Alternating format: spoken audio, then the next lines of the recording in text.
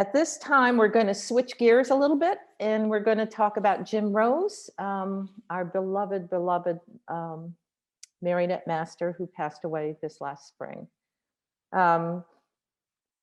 Jim has always been an inspiration to me and a light in my life, a generous, wonderful, loving soul who touched us all with his work. At this time, we're going to see some speakers and some videos and some tapes. Richard Termini and T. Penfold did the photos that you'll be seeing shortly. There's a lovely compilation video created by Jean Marie Keevens, and then the music was created by Matt and Melissa Dunphy. At least some of it, or recorded by, I think. But so I'd like to start this off with our wonderful Bart Rockerburton and to say a few words about Jim. Oh wait, we're starting with the video. I got that wrong. I'll start with the video and then Bart. Thank you.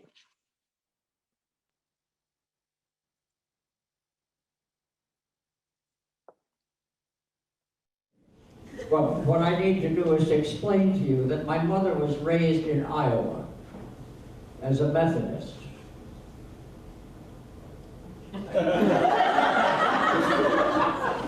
And she was infected by what I would regard as essentially a Methodist sense of humor. An Iowa Methodist sense of humor. And she had a story that she told, which I'll attempt to repeat, that illustrates her sense of humor. There was a project undertaken in a neighboring farm. There was equipment that was brought in to scrape and dig and move things around, and earth movers. And for some reason, that company was fired. They disappeared. And they left the damage that they had done to this cornfield. And my mother was curious as to what the result was, or how it could be used. And one of the men who was cleaning up after himself out in the field said, "Do you know what these 3 large holes are?" She didn't know. Well, well, well.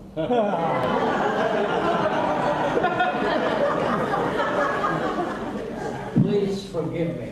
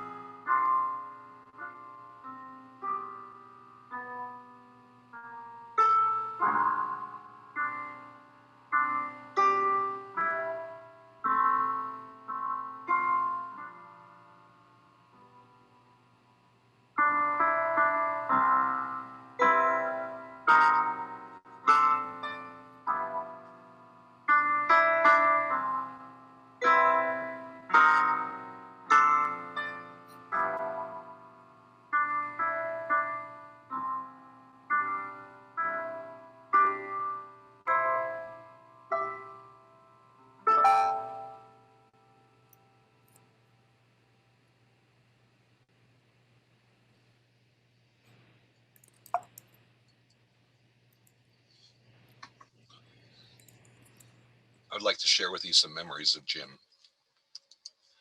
I had the privilege of coming to know the Rose family from 1975 when I first came to the University of Connecticut as a student. I worked with Margot on a couple of projects, and this led us into the 1976 National Festival of the Puppeteers of America that was held at Conn College, and also came to be the dedication of the Rose Performance Barn at the Eugene O'Neill Theater Center. It was at that time when I really got to know Jim Rose. He helped me with the work that I was doing to support the festival. And that work continued beyond the National Festival. There were many interactive projects with Margot. She was very supportive of my own work. And I got to work with Jim and come to know his brothers, Chris and Rufus. In 1984, Margot had the idea that we should start a puppetry program at the O'Neill Center because the program at the University of Connecticut was in jeopardy. Frank Ballard had Parkinson's disease, and we knew that he was going to be retiring soon. So Margot drew together a number of people, and I was working as her support. We held an important meeting that included Margot Rose and Bill Baird, Frank Ballard, Nancy Staub was there representing Jim Henson, and of course Jim was there. I was there supporting Margot, in my estimation. At one point, Bill Baird looked at Margot and said, "So who's going to direct this project?" And Margot pointed to me and said, "Bart is." Now, I was pouring coffee for people, so my wife and I took some time to think about whether or not we should take this on. Being how much we respected Margot and having conversations with Jim, we decided to do that. And from that point on, Jim became an absolute supporter of all the work that we did to create the Institute of Professional Puppetry Arts. He helped me organize the way that we'd be offering classes.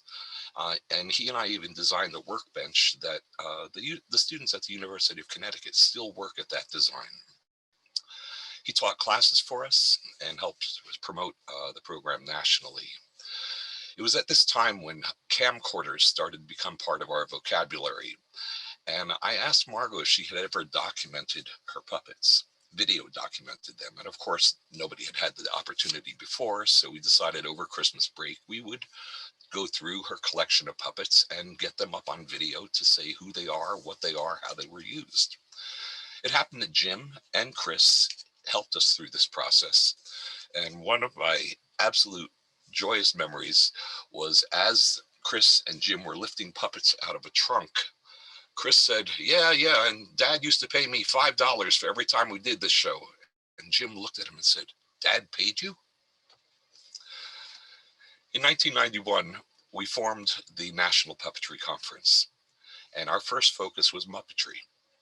Jim was a participant, and any of us who were there will remember Jim's performance style, which reminded us of Oliver J. Dragon's unique lip sync style as practiced as Bert Hillstrom. From 1992, Jim supported Margot's Marionette Strand for the National Puppetry Conference, and he did so through 1997 when Margot passed away and Jim took over the Marionette Strand. As time has gone on, we've had the gift of Philip Huber to join us, and I can remember one time when Jim was working on a very careful puppet of Sonia Henney, the movie ice skater. And he had built a beautiful marionette and had created an interesting control that he thought would help to perform this puppet. Philip took one look at it and said, "I can help you." Jim cut the control off, walked over and handed it to me, said, "Please put this up in your workshop for the students and put a sign under it that says, 'Never do this.'" Sad as I am with Jim's passing, I am also filled with joy for having known him. Jim shared his creativity with all of us. He was curious about what we were doing and what we discovered. He was gentle and kind, encouraging and supportive. His life experience and knowledge were readily given to us with an openness to response, question, and discussion. As a National Puppetry Conference, we can all celebrate that we were gifted by the presence of a wonderful, creative, dedicated, and inspirational human being.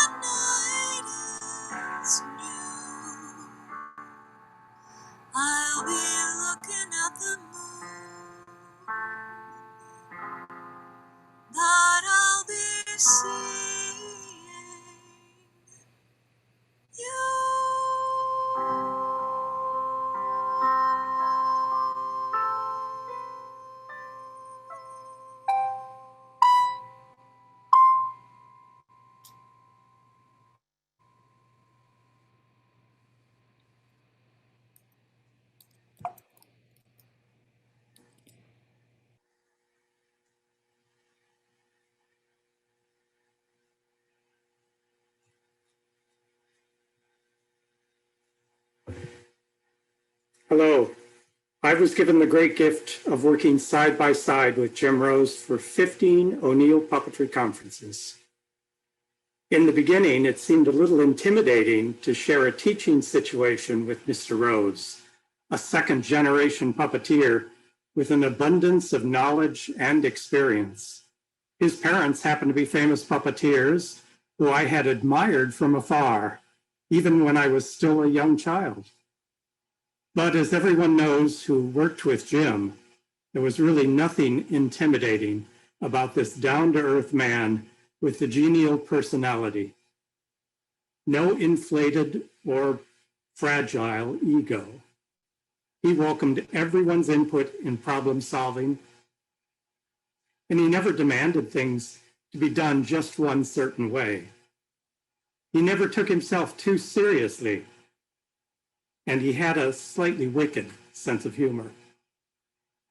To me, he appeared a natural-born teacher.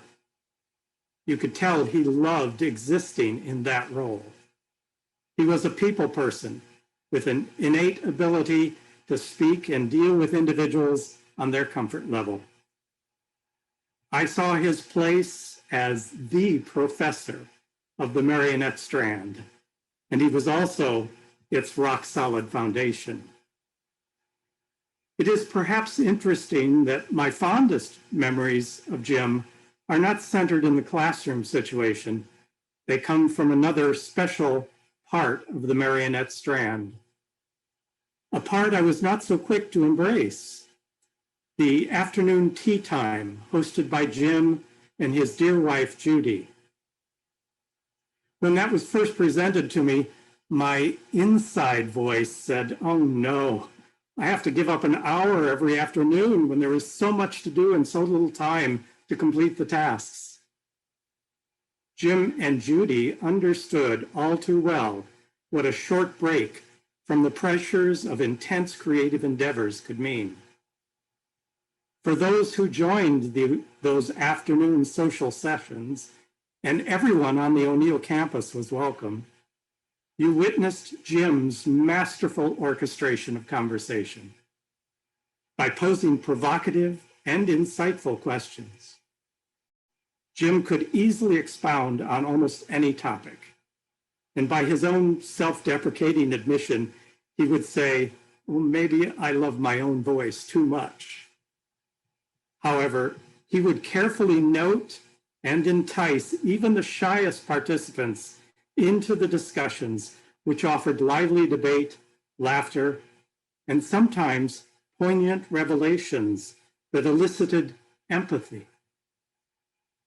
During these unique hours, a disparate group of artists became a kind of family, where every individual was acknowledged and valued.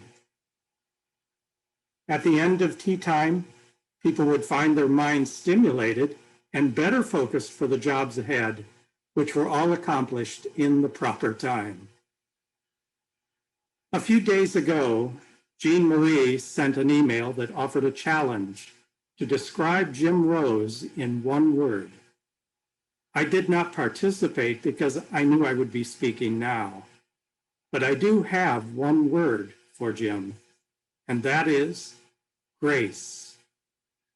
This may seem an unusual choice because it has a religious connotation for some people, and Jim was not particularly religious, although he respected those that are. I saw Jim's expression of grace in his gentle kindness and loving patience. It was also expressed in his strength of confidence and conviction of purpose. Jim knew who he was and how to move forward. I will never again be able to work with Jim Rose, and I will miss him.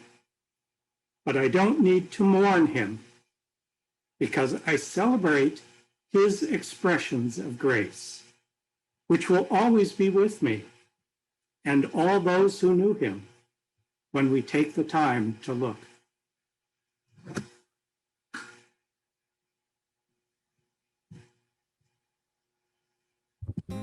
One word to describe Jim Rose. Generous. Generous. Generous. Generous. Generous. Generous. Generous. Generous. Generous. Generous. Gentleman. Light. Curious. Gracious. Magnanimous. Kind. Friend. Present. Welcoming. Kind-hearted.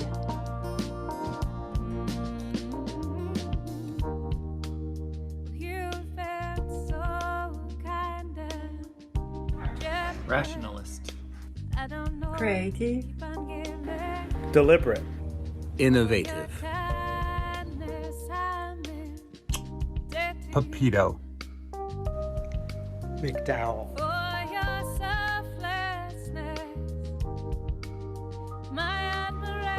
Puckish. Puckish. Camper.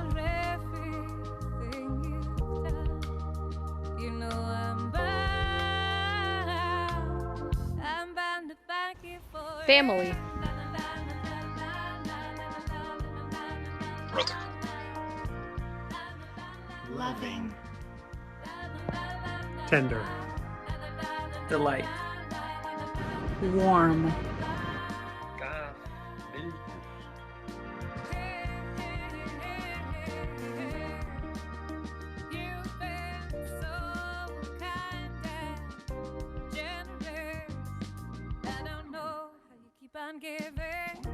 Spiffy.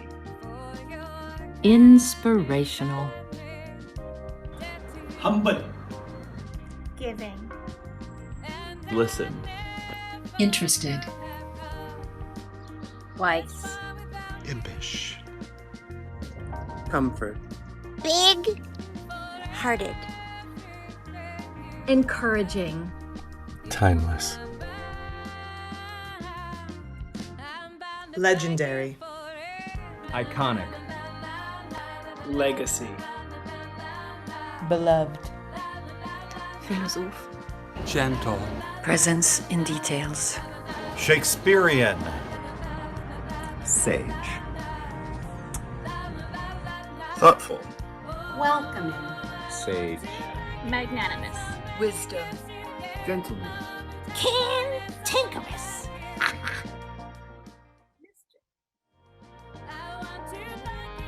Sly. Cool. Witty. Supercalifragilisticexpialidocious. Jokester. Vintage. Well. Well. Well. Well. Well.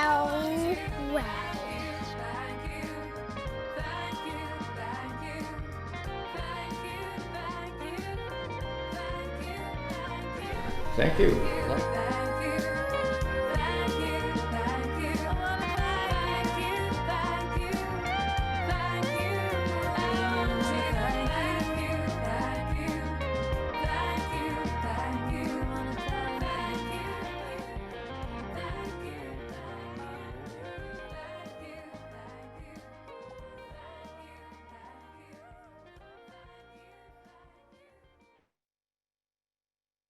Oh my.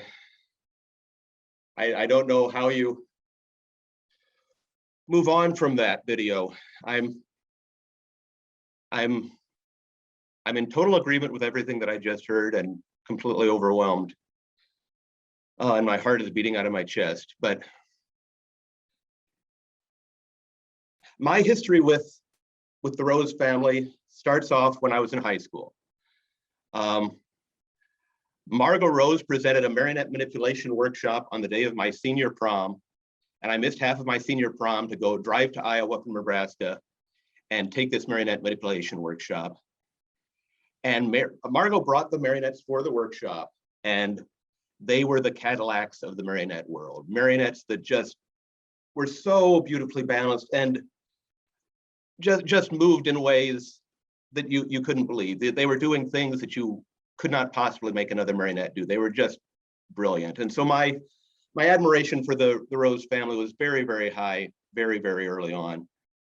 I met Jim Rose probably 30 some years ago at a Puppeteers of America festival. He was one of many people that I loved and would see once every 1 or 2 years. If puppetry is on the fringe, marionettes are a fringe within a fringe. So the marionette community within those festivals was always very close, and you knew everybody within the marionette world. During those years, I learned a lot from Jim. Those brief encounters at festivals, I learned chord joints. I learned the wonders of using a round toothpick to string a marionette. That's an innovation that has delighted me to this day. I learned the Puppeteer control. I fell in love with Jim's incredible marionette Puppeteer and got to see many people over the years fall in love with Puppeteer as I had. But even though I'd known Jim for a very, very long time, I didn't get to know Jim until I managed to sneak my way into the staff of the Marionette Strand at the O'Neill Puppetry Conference. About 6 years ago, I somehow managed to sneak my way in. I applied for a job that didn't exist as Philip Huber's assistant and got in, and I got to spend several years working very closely with Jim and with Philip and with all the Strand participants, which was a complete dream. It was interesting to hear Philip talking about being intimidated by Jim, and you can imagine how doubly intimidated I was to work with Philip and Jim. But as Philip also said, there was nothing intimidating about Jim. The intimidation was coming strictly from me. Nothing about Jim. And Jim, as has been said already, Jim brought such a depth of knowledge about marionettes to the workshops, but more importantly, he was gracious and thoughtful and generous, and all in all, he was the person I aspired to be. He's the shining light. Last year, when the pandemic hit, the conference was already planned. You know, the strands were already planned out. Jean Marie and Pam were trying to figure out what could possibly work virtually. At that point, we had no real clue what virtual was, but somehow the decision was made that the marionette construction strand would go on. Jim would create the kits for the marionettes, as he had done for so many years. And I somehow, because I was a little more tech savvy, would run the online instruction. And that gets back to intimidation. I was intimidated with this task, but it needed to happen, and I was very happy to do it.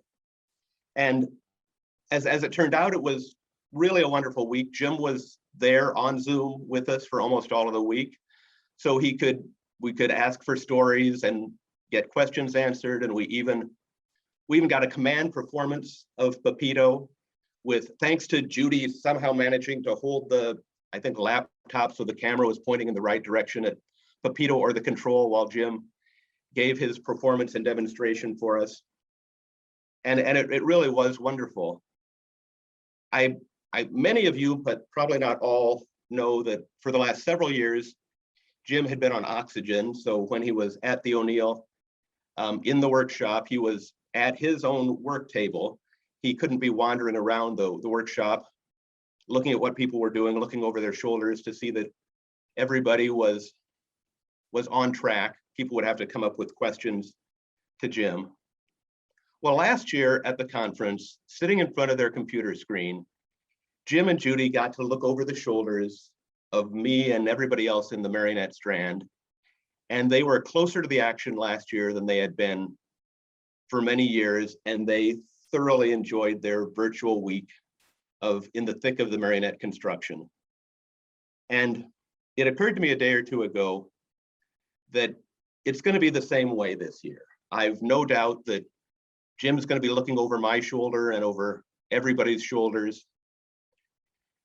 And I find quite a bit of joy and happiness in that realization. Well, before I go here, I've got someone else here who would like to say a few words about Jim. And let me just adjust my camera here for a second, and he will be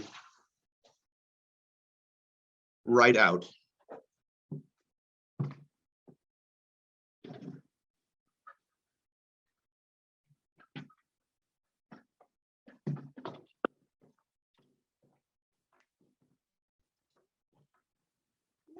Wow. Hello, everybody. My name is Wendell, and I'm a self-appointed spokespuppet for the marionettes of the world. It is in this role that I am here with you today to honor the memory of Jim Rose, a man who spent so much of his life enthusiastically promoting the artistic efforts of those of us in the marionette community. Through his teaching, innovation, and performance, Jim set the bar very high and made all of us look good. It's hard to imagine a better example, a better ambassador for marionettes than Jim. Well, although my oratory skills may be lacking, I'm going to do my humble best today to honor Jim with a few selected words from his beloved Shakespeare. All the world is a stage, and all the men and women merely players. They have their exits and their entrances, and one man in his time plays many parts: husband, father, puppeteer, teacher, tea time host.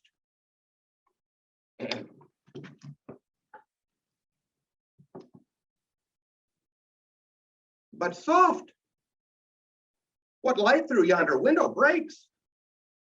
It is the east, and Jim is the sun. See how he leans his cheek upon his hand. Oh, that I were a glove puppet upon that hand, that I might remain by his side and never miss tea time.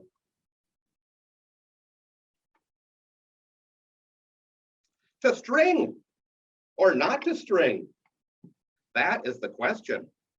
Whether 'tis nobler in the mind to suffer the slings and arrows of outrageous tangles, or to take arms and legs of tabletop puppets and 3 or 4 additional puppeteers, to strut and fret an hour upon the stage and then be heard no more.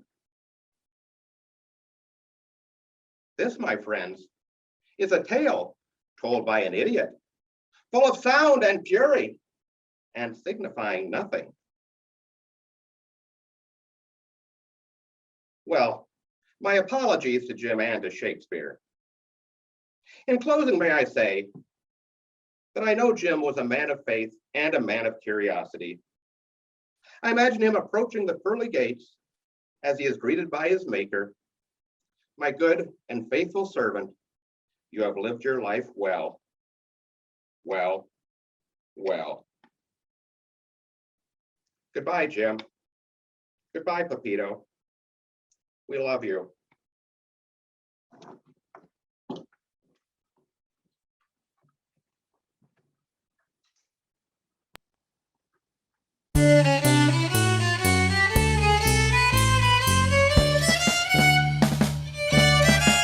You put your whole self in, you put your whole self out, you put your whole self